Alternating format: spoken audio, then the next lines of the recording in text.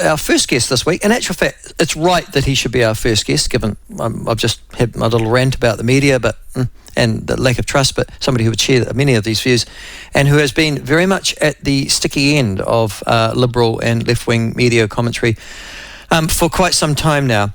But after recovering from his own adversity and is back in the saddle, is the Mayor of Invercargill, Nobby Clark, and he joins us this morning.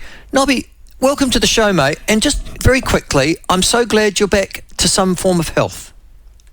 Yeah, thank you, Michael. Yes, it's widely known that I had a heart attack just after Christmas. Didn't realise I had one, and subsequently needed open heart surgery, which is, I guess, knocked me around a little bit. Did they reroute some of your arteries and stuff, was it? Yep, they did, yeah. I've had bypass, so I've had veins out of my leg and one internally out of the chest, was they used to bypass some of the plumbing around the outside of the heart itself. So the heart's okay, it's just the plumbing that runs around it and to and from it. Listen, my father had that about your age in actual fact, and he lived for another 20 years. So, yeah. Hope to be able to do that as well. Oh, I think you will. Hey, listen, mate, I'm so glad to hear you back in the saddle, though. Listen, also just before I talk to you about other tissues, last week you were talking about having a public meeting this weekend in Invercargill about youth crime issues in Southland. Did you hold that in the end? Yeah, we did. Yep, we had one on Saturday night. We had a reasonable turnout, got about 150 people. Oh, it's very good. And we had councillors there, local MP who's a minister.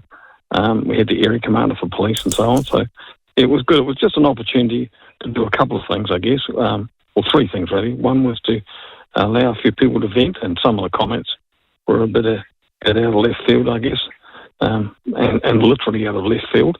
And some of it, but we also wanted the leaders in our community to hear the frustration, and I guess there was some commentary about police response times as well. And then finally we looked at, what can we do to deal with the hardcore young criminals that we've got, young teenagers that are creating crime. So they're about 5% of the problem, but they're a very intense area. It was quite a good meeting. Listen, you would not be the only mayor in this country. In fact, I would suggest you'd be symptomatic of having problems with youth crime and youth criminals in a region. I don't think there's any mayor that doesn't have to deal with this. None whatsoever. Yeah. And you find such irritating crimes, vandalism, graffiti, theft. We've got two in particular. We've got a wide range, but the two that really stand out is we had an inner city brawl recently, a couple of weeks ago, where a retailer got knocked around and had some death threats, and one of the young teenagers, I think he was 12 or 13, was carrying a knife as well. So that was a bit of a worry. The other thing is we've got a lot of property crime, which tends to be low down on the police radar. Obviously, they've got priorities elsewhere, and I don't blame them for that. But we have around stolen cars. We've got quite a few cars get stolen each week, and the young guys just hoon around on them until they run out of petrol, and then they just leave them, or they burn them out. Yep. We want to try and get on top of that. And rightly so. Listen, but that raises the issue with me. And I'm sure you raised it on Saturday night. I've got a story in front of me this morning that says that the police abandon most of the investigations or most of the complaints that they receive. So in actual fact, they don't do anything. The police abandoned 60% of all reported cases in 2023. Carry on. Yeah, that's the feedback I'm getting too. The police response to it is we can't resolve it on the spot, but we do record things, and we sometimes catch up with these people at a later stage. I don't think too many in the community feel too good about that. No. And so, I mean, look, I understand it. I mean, in an ideal world, we'd have more police visible on our streets. That's one of the issues for us. But they've got priorities elsewhere. If you've got child abuse, you've got domestic violence, you've got serious accidents on the road, that's their priority. Ringing up and saying somebody's stolen my car, well, where do they start looking in the city outside? You could look all day and never find it. So, yeah, I understand their position as well. And if they had more police, that would be great. But I have to say, there's something wrong with the police in this country. I mean, when 570,000 cases of criminal activity are reported to them and they don't do anything about it, then I'm talking this morning about a loss of trust in the media. Can I tell you, sure. you distrust your police if you call for them and you need them and they're not there. Yep. Well, I've done that. I dealt with one of these young guys, the young guy that got arrested with a knife. I dealt with him before Christmas down on one of our inner city streets, adjacent to our mall, our new mall. And his language was foul. He was on a scooter, and his rights were paramount, and I couldn't touch him, and I couldn't touch his scooter, and I was all the bastards under the sun, and it was just absolutely foul. And we rang the police, but it took them 40 minutes to get there, and they're only a block away. So, that's the dilemma, I guess, in some ways. There is that lack of trust. Well, it's just that if I get away with a crime, and if I am, we'll talk about it in a moment, but if I'm a 12 or a 13-year-old or a 14-year-old or a 15-year-old scrote, and I'm doing something stupid like kids can do, and I'm getting away with it, and I know there are no consequences, why won't I carry on doing it? Correct. I mean, one of the things that came out of the meeting was really interesting. Mayor Giuliano, who used to be the mayor of New York, subsequently became Trump's lawyer. He had a process at one stage where serious crime in his city was dropping, so he refocused the police on what he called broken windows. Broken windows, yeah.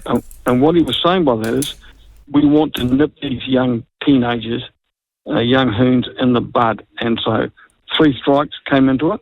And we had quite a discussion on Saturday night about that from people who said, oh, look, but they're only young people that don't have fully developed minds.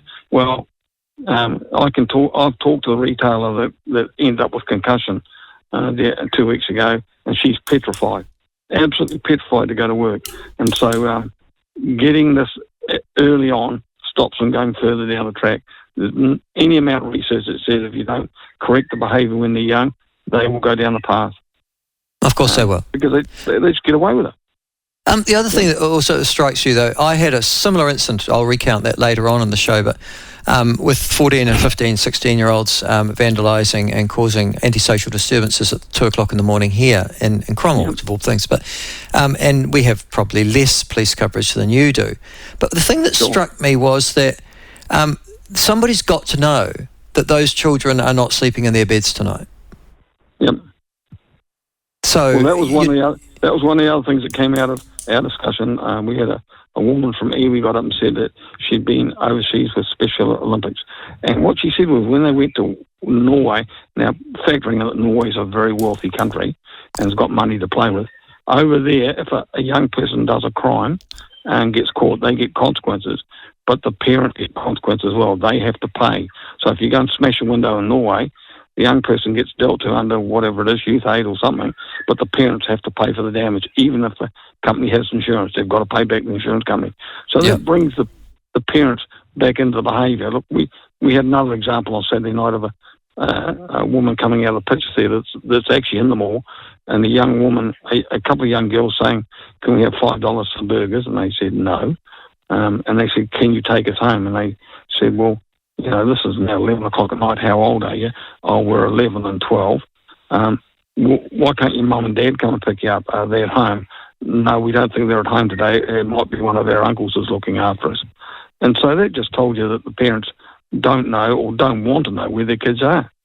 It shocks me to think that I'd have grandchildren at that age that I've got that were out at midnight and I didn't know where they were. You got criticised last week also by a guest that we're having on later on the show, Labour MP Ingrid Leary. She hit out at your stance. She said there was no evidence that treating children as adults in the justice system worked to prevent crime.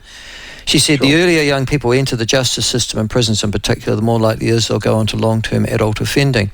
What's your answer to her? Oh, because she's the buddy MP for Invercargill. So she was at the meeting. Oh, she was she?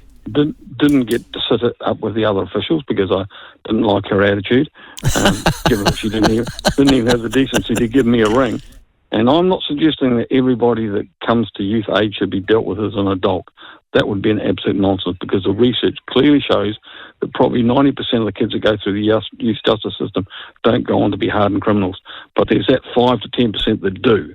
And so if, for argument's sake, Yeah. We had the brawl the other night, and we can identify 5 or 6 ringleaders. And hello, they've been doing cars and they've been stealing property, and they're higher up in the crimes they're committing. We should have a system that comes away from youth justice and deals with them a little bit different. Now, you wouldn't call it an adult court, because that brings a whole lot of connotations with it. But it needs to be a process more than just youth aid, because youth aid tends to be diversion or a family group conference, and some of those work really well, and some of them are just a wet bus ticket. So did you have a confrontation on Saturday night then with her? No, she made her statement, and she had some Labor supporters with her, including a local lawyer who'd have made a statement that the judges are doing really well in this respect. And we had a court stenographer from Auckland that just moved into Invercargill, and she said, that's rubbish. This left-wing government's taken us down a slippery slide where the penalties are getting softer and softer and softer in some bizarre attempt to keep people out of prison and make the stats look good. And so he said, we should not criticise judges. And I said, why not? You'd criticise your mechanic if they didn't fix your car right. And so I challenged him and said, look, there'd been a case in Invercargill last week where a woman was up on her 6th charge for methamphetamine. Now, this woman has a personal problem with meth, and she'd been going to recovery and apparently was doing okay. But when they caught her, she had $60,000 in cash on her car and just mountains of methamphetamine in little white plastic bags. So she was clearly still dealing. That sort of person is just spreading misery, and that sort of person, in my view, should go to prison. But no, she got 9 months home detention for the sixth crime.